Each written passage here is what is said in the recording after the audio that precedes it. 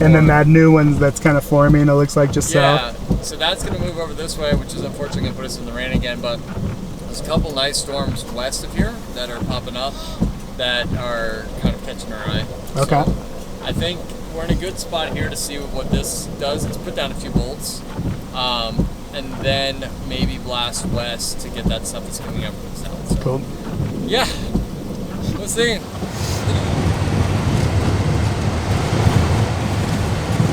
There's some serious wind going on here. Like, as you get close to it, you start getting into this, I guess it'd be outdraft. And yeah, I mean, you can tell by looking ahead, it's pretty nuts and windy. Feels like about 40 mile an hour, 50 mile an hour gusts.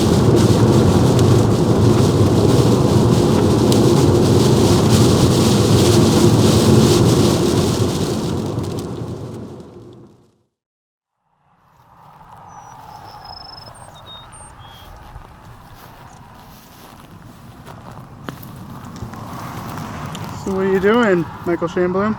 Oh, you know, just composing the everyday rainbow with the everyday mesocyclone. So, you know, it's just a normal day out here in Arizona, really. So the question becomes, how does one compose a mesocyclone and a rainbow in the same shot? Which one's more important? Here we were minding our own business, trying to get in a decent spot, and then this happens.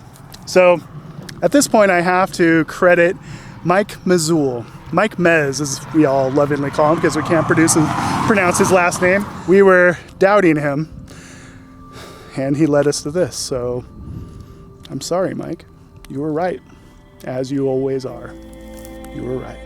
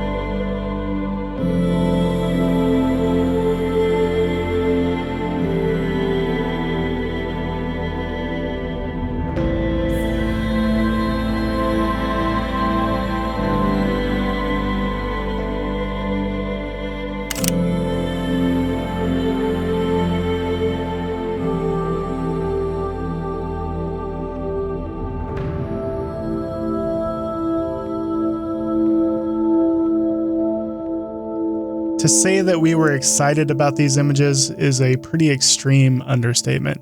And honestly, we would have been completely content if this was the only image that we got this night. But this chaotic evening was not quite done with us yet.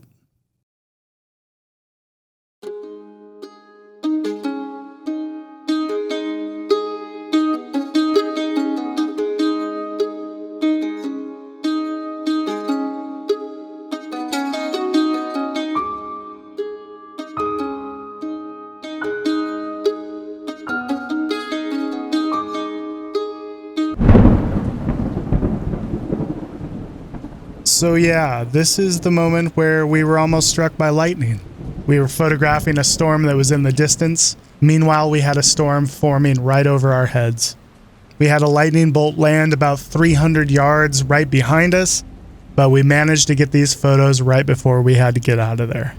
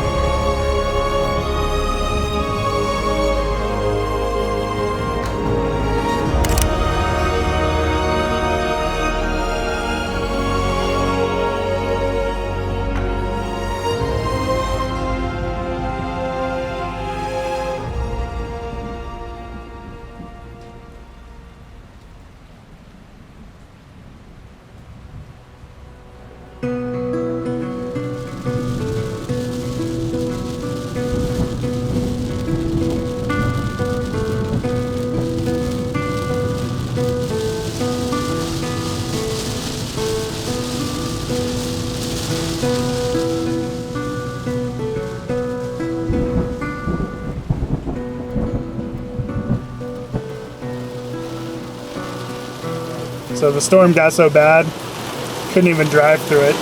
So we're sitting here on a road trying to let this storm pass because literally there's so much water coming down that there's like probably 3 inches of standing water on the road. And we're on the high ground, so I don't want to get anywhere near a riverbed or a stream or anything. It's pretty bad, 0 visibility, but we got good photos, and that's all that matters, right? Am I right? Oh, you're 100% right. And we're not alone here either. There's like probably 6 or 7 other cars pulled off on the side, and they all have higher clearance than we do. They're all 4Runners and trucks. And as soon as we saw that, I mean, we're in a rental car, so we decided, okay, we're just gonna pull off and follow. We're gonna follow your lead right now. Although when you're in a rental car, you can do anything because they're very jumpable. But as long as you get the insurance. So yeah, this is what we got going on here. Good times. Yeah. Put your feet on the rail. Ready? Oh, you're gonna lift me like that? No, not on the roof. Stay on the rail. There you go. Perfect. Now we will definitely get a lightning strike over here. Hand me that. No, I need my camera. Where's your camera? There you go. Just me. Well, this is how you Yeah, brings the lightning over this here. makes it so we are all safe. Oh, she's talking. Yeah. When you got thunder, maybe some lightning. There's lightning. You know how long it would have taken with Tony? Only 1 But- second. So the last several days have been very chaotic, and I have filmed very, very little. And it's always the problem when I'm doing these storm chasing trips. I start getting far more worried about my photos than the video. So sorry to you guys. But the last couple days have been really cool. They've been very frantic photo shoots. Got some thunder rumbling here. They've been very frantic photo shoots, but they've been pretty fruitful, even though they've been kind of short, too short for me to film. I'm pretty sure Michael got some from yesterday. So today we have a storm rolling in, and the storms today are a little bit smaller, a little bit more unpredictable, but we are in a pretty photogenic area and a place where we can get to some interesting things to shoot. So we're hopeful that today will be a good day. So photographing the storms the last several days, I've used kind of a combination of either time lapse, which I typically always do, or I have actually been having some success with a lightning trigger.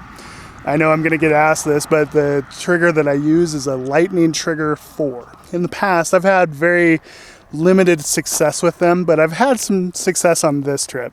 And it's really nice when you get something like this where, you know, for a time lapse, it's not very interesting. There's not a lot of texture and detail in those clouds. Really what we're after is just a single strike image. So that's a great time, especially late in a trip when most of my cards are full. It's a great time to break out the lightning trigger and just kind of wait for that singular image. That way I'm not filling up my card with a bunch of images that I don't care about because I've only got a couple cards left. So these daytime lightning shots are some of the most challenging to catch because the settings you have to use are kind of a challenge because you're battling so much ambient light. That's what makes night lightning so much easier to capture because you can get away with long shutter speeds, which increases the odds to catch that strike. So, you know, you don't want to use too much of an ND filter. Sometimes I will use a 3-stop, but if you use ND filters, that lightning strike is going to get very, very faint, very dim, and very unimpactful.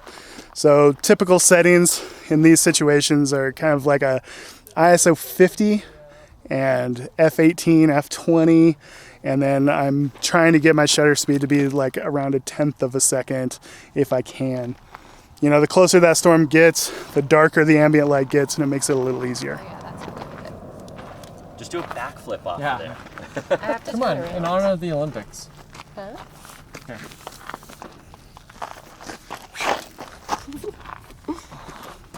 Get A on little your to the shoulders. left. You want me to get on your shoulders? Yeah.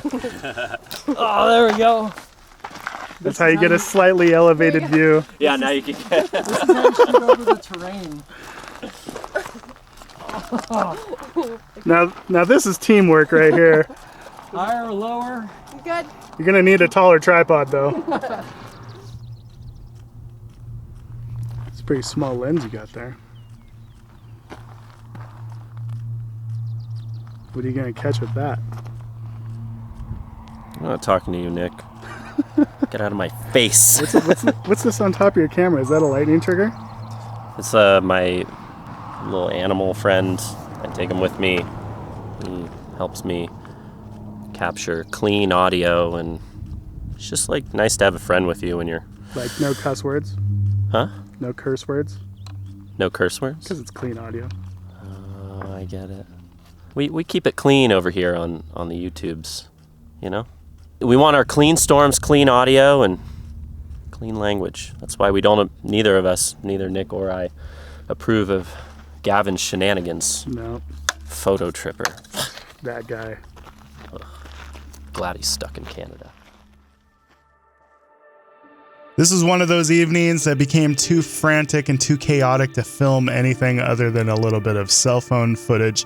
As we got down close to the Mexican border, we encountered one of the strongest rainbows we had ever seen. And while we didn't get much footage, we did get a few photos.